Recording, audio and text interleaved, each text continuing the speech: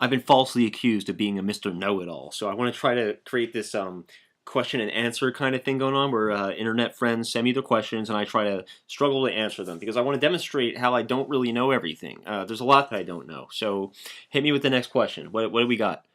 Like Britt, where do you Nice and loud for the camera, please.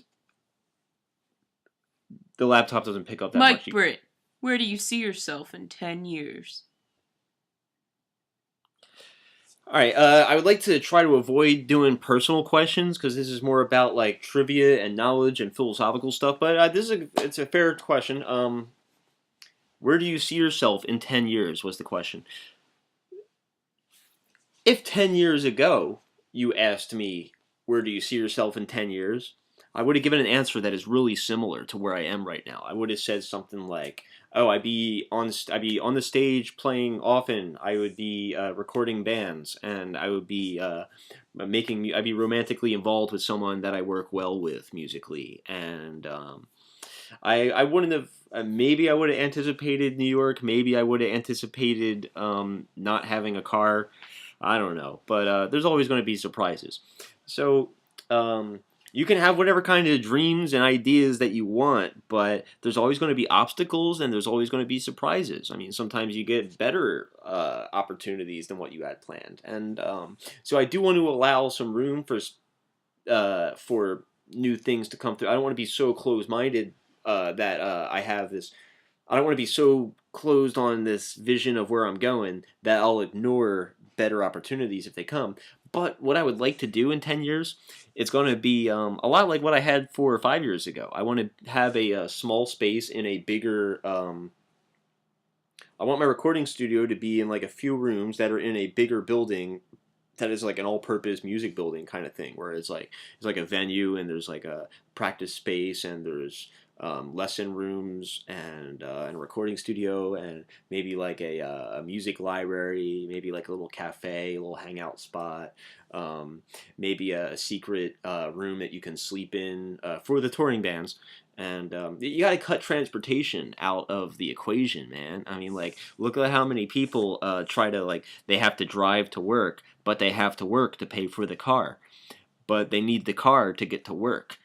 But they have to work to get to pay for it. You see what I'm talking about? It's this endless cycle. So you take it out of the equation. You got to sleep where you work. So that way you wake up, you're already at work.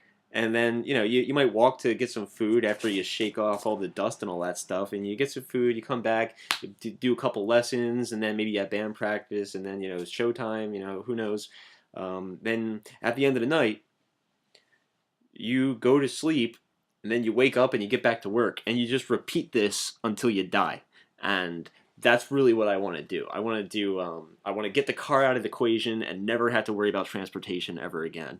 And I want the recording studio to not be on a little island far away and that has to solely pay for his rent with just recording. I want to have so many different aspects of helping others make music in exchange for modest amounts of cash and have it all in the same place. And it was really inspirational working with other people doing this. It was great working with Evan from Sagicacia and Brad from Robot Hearts. Very inspirational people who every day were making sacrifices to try to just make sure that there was a place where people could go and do this stuff. It was a beautiful thing, and I miss it a lot. But I still need more time before I open a place like this again because I'm still suffering from post-traumatic stress syndrome from that test tube. It was like one of the most stressful things ever. It was really hard to come up with like $3,000 a month through managing other people and trying to get other people to see why something like this is important and to get them to do all this and try to not pay them because there wasn't enough money anyway. And still at the end of the month,